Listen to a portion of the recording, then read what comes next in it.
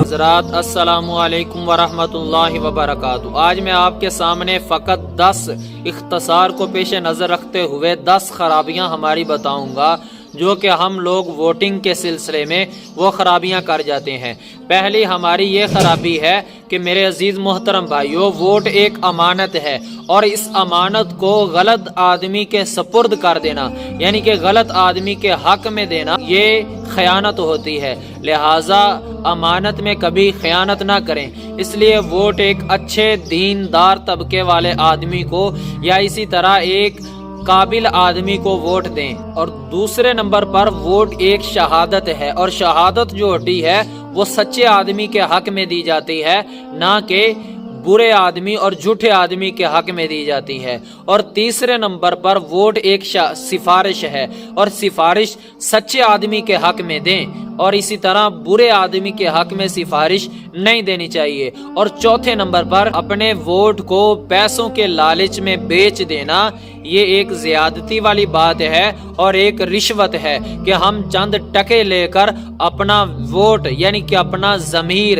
ایک غلط آدمی کو بیچ دیں، تو یہ بہت غلط بات ہے۔ اس لیے پیسوں کے لالچ میں ووٹ کو نہیں بدلنا چاہیے، بلکہ اللہ کی رضا کے لیے دیندار طبقے کو ووٹ دیں۔ اسی طرح جو امیدوار نظام اسلام کے خلاف اپنا نظریہ رکھتا ہو، اس کو ووٹ دینا ناجائز اور گناہ کبیرہ ہے۔ چند پیسوں کے لالچ میں یا اپنا مفاد حاصل کرنے کے لالچ میں غلط اور ظالم آدمی کو ووٹ دینا، یہ اسلام اور ملک اور قوم سے بغاوت ہے۔ اسی طرح جو ووٹ ہے وہ جان بوجھ کر سچے آدمی کو نہ دینا، یہ بھی غلط بات ہے۔ اس لیے اچھے آدمی کو ووٹ دیں۔ اور ایک بہت ہی اہم بات ہے کہ بعض لوگ دیندار طبقے کو ووٹ اس لیے نہیں دیتے، اچھے انسان کو ووٹ اس لیے نہیں دیتے، وہ اعتراض کرتے ہیں کہ بھائی اس نے کون سا جیتنا ہے، جب یہ جیتے گا نہیں تو ہمارے کام ادھورے رہ جائیں گے۔ اس کا مطلب یہ ہے کہ آپ اپنی سڑک اور اپنے مفادات حاصل کرنے کے لیے ووٹ دے رہے ہیں، ووٹ کو ایک گواہی دے کر ووٹ نہیں دے رہے۔ تو اس لیے میرے عزیز بھائیو، اگرچہ وہ آدمی ہار بھی جائے، لیکن آپ کل قیامت کے دن اللہ کی عدالت میں یہ ضرور کہہ سکیں گے کہ اے اللہ، اگرچہ یہ ہار بھی گیا تھا، ہم نے ایک سچے آدمی کے سپرد اس امانت سفارش کو سپرد کیا تھا، وہاں کم از کم آپ کے پاس ایک ہیلا اور بہانہ تو ضرور ہوگا۔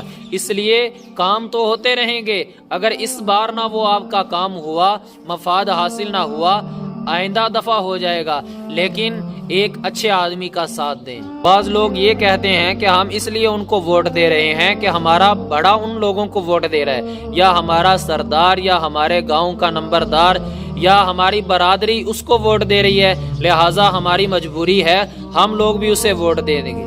تو اس لیے جو ووٹ ہے وہ اپنے بڑے کے سر پر نہیں دینا، بلکہ اپنا ضمیر آپ نے دینا ہے۔ تو پہلے اپنے ضمیر کو دیکھیں، اگر وہ اچھا انسان ہے تو آپ اپنا ووٹ اسے دے دیں، اگر اچھا نہیں ہے تو آپ اپنا ووٹ اسے نہ دیں۔ اور اسی طرح ہر آدمی کے سامنے اپنے ووٹ کا اظہار نہ کریں، بلکہ اپنے ووٹ کو اپنی ذات تک محدود رکھیں۔